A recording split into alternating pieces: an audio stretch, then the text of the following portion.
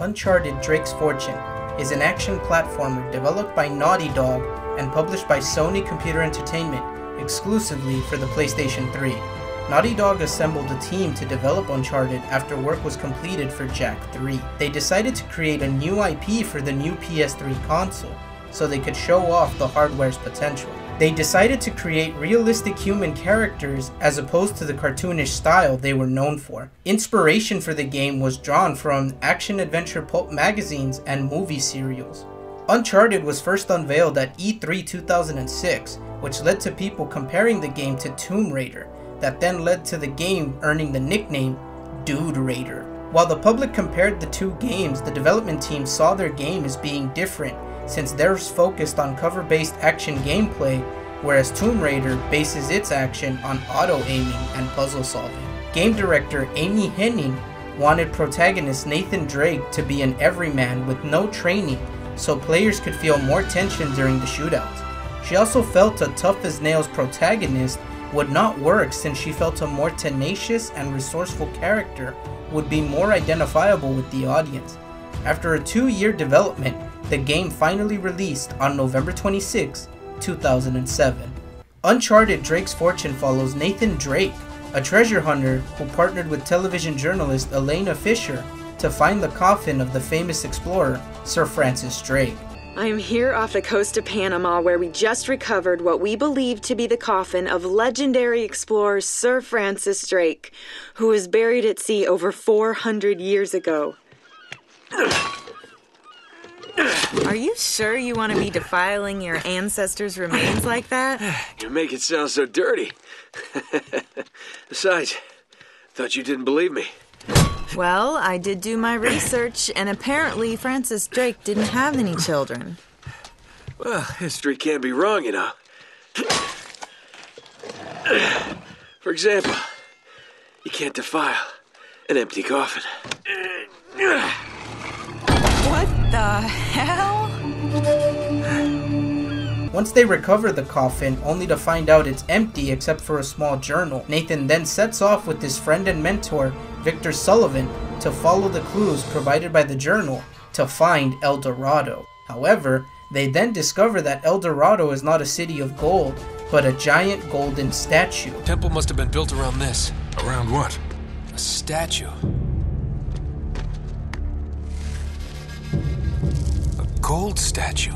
A huge gold statue. And look here, these people, they're worshipping the damn thing. At least, I think they're people. Of course. El Dorado, the Golden Man. Sully, it wasn't a city of gold. It was this. It was a golden idol. Man, can you imagine what that thing would be worth now? Unfortunately, it seems rival treasure hunter Gabriel Roman is also after the golden statue, so Nate must fight past his mercenaries while uncovering the secret of El Dorado. The gameplay consists of cover-based mechanics, a couple of quick-time events, and platforming for most of the action. During shootouts, you get behind cover to fight off enemies until the area is clear. While the game mostly focuses on the action, there is still some platforming thrown in between, such as climbing walls or running away from a collapsing floor. There is also some hand-to-hand combat, which uses both light and heavy attacks, which you can use to perform devastating combos and attacks to take down your enemies. You also have grenades, which you can use to eliminate large groups of enemies, and doing so will require you to use the PlayStation 3's 6-axis controller, where you use the motion control built into the controller to decide the distance of your toss for the grenade. But that's not the only time you use the motion controls.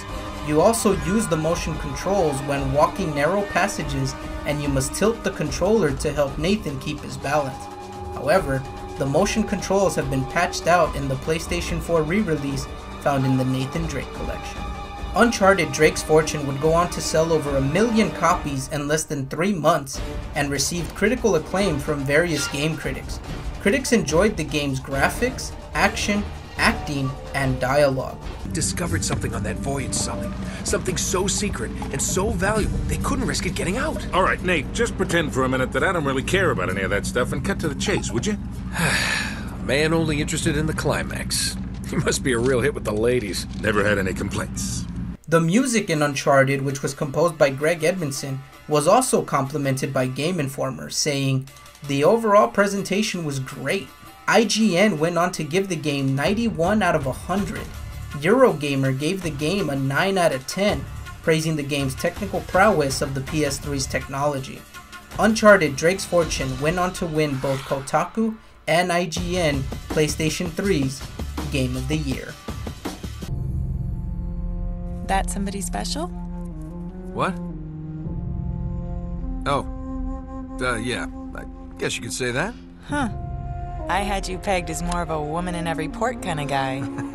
Don't I wish? No, this was Francis Drake's ring. I, kind of inherited it.